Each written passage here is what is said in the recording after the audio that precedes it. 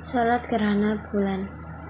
Sholat sunnah yang dikerjakan ketika terjadinya gerhana bulan, di mana sholat ini dikerjakan di waktu malam hari. Dan adapun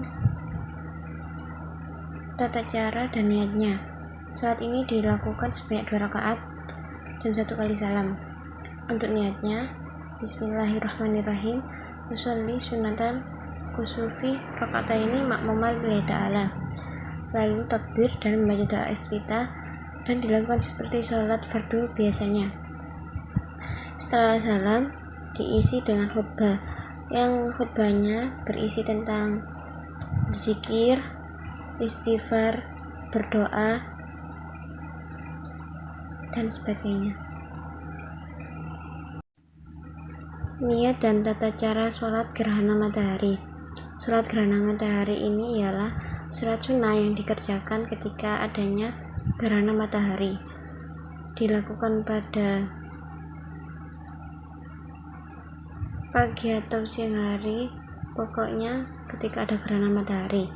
Sholat gerhana matahari ini dilakukan sebanyak 2 rakaat. Dan adapun niat dan tata caranya, yang pertama ini niat. Bismillahirrahmanirrahim, usolli sunata likusufi syamsi makmuman lillahi ta'ala. Kemudian takbir dan membaca doa iftitah, dan dilakukan seperti sholat fardu biasanya, tetapi ini hanya 2 rakaat. Dan setelah salam, kita mendengarkan 2 kali khutbah. Hukum sholat sunnah gerhana matahari dan sholat sunnah gerhana bulan ialah menurut para ulama dihukumi sunnah muakkad, di mana artinya sunnah muakkad ialah sholat sunnah yang dianjurkan dengan penekanan yang kuat, hampir mendekati wajib. Yang membatalkan kita sholat sunnah gerhana matahari dan sholat sunnah gerhana bulan ialah sama seperti yang membatalkan sholat fardu: keluarnya sesuatu dari kubur dan dubur, lalu bersentuhan dengan lawan jenis, kemudian terkena najis,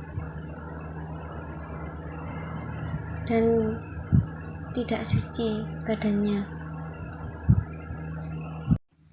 Niat dan tata cara sholat 5 waktu, di mana sholat 5 waktu ini terdiri dari sholat subuh, sholat duhur, sholat asar, sholat maghrib, dan sholat isya.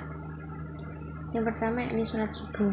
Sholat subuh ini dilakukan sekitaran jam 4 sampai jam 6, sebanyak 2 rakaat dan 1 kali salam, di mana niatnya yakni Bismillahirrahmanirrahim, usolli fardhu subahi rakaataini makmuman lillahi ta'ala, dan dilakukan seperti sholat fardu biasanya. Tapi sholat subuh ini ada doa qunutnya, yakni Bismillahirrahmanirrahim, Allahumma hdini fiman hadait, wa afini fiman afait, wa tawallani fiman tawallait, wa barik li fima atait, wa qini birahmatika syarra ma qadait, fa innaka taqdi wa la yuqda alaik, wa innahu la yadhillu ma walat, wa la ya'izzu man adait, tabarakta rabbana wa ta'ala, falakal hamdu ala ma qadait, astaghfiruka wa atubu ilaik, wa sallallahu ala sayyidina Muhammadin nabiyil ummi wa ala alihi wa sahbihi wa baraka wa sallam. Itu doa qunutnya. Dan setelah itu sujud, lalu duduk di antara dan sujud, lalu sujud lagi, dan kemudian salam. Yang kedua yakni sholat duhur. Sholat duhur ini dilakukan ketika sekitaran jam 12 sampai jam 2, sebanyak 4 rakaat, 1 kali salam, di mana niatnya yakni usolli fardhu duhri arba'a rakaatin mustaqbilal qiblati ada ma'muma lillahi ta'ala. Dan yang ketiga yakni sholat asar. Sholat asar ini dilakukan sekitaran jam 3 atau setengah 3-an sampai jam 5, di mana sholat asar ini sebanyak 4 rakaat, 2 kali tahiyat dua kali tahiyat, yang pertama yakni tahiyat awal dan tahiyat akhir, dan 1 kali salam, dimana niatnya ini Bismillahirrahmanirrahim, usolli fardhu asri arba'a raka'atin mustaqbilal kiblati ada alillahi ta'ala. Dan yang ketiga yakni sholat maghrib. Sholat maghrib ini dilakukan ketika matahari mulai terbenam, sekitaran jam 6 kurang, dan dilakukan sebanyak 3 rakaat, 1 kali salam.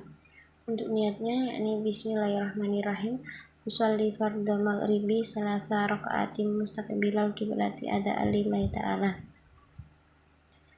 Dan untuk salat isya yakni dilakukan sekitaran jam 7 dengan niat Bismillahirrahmanirrahim, usolli fardhu isya'i arba'a raka'atin mustaqbilal kiblati ada alillahi ta'ala. Dilakukan seperti biasanya sholat fardu sebanyak 4 rakaat, 1 kali salam. Niat dan tata cara sholat istikharah. Sholat istikharah ini ialah ketika kita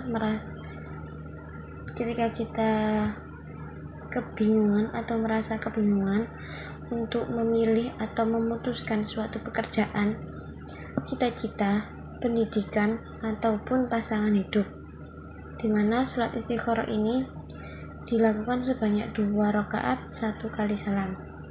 Dan untuk niatnya yakni Bismillahirrahmanirrahim, usolli sunatal istikharati raka'ataini lillahi ta'ala. Dan ada sebagian ulama yang menganjurkan di saat sholat istikharah ini kita membaca surat Al-Kafirun.